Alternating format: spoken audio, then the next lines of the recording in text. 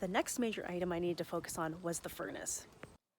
Up north, they still have oil furnaces, and when I purchased the house, the tank was full. To save money, famous last words, I decided to get the furnace fixed. The repair guy got it going. That cost me around $1,200. Throughout the winter, it broke down a couple more times, and that cost me another $2,000. I should have just gone it replaced, but it did get me through the next winter. Because my end goal is to sell the house, replacing the furnace is a must. I moved from oil to propane because it's more cost-effective and environmentally friendly.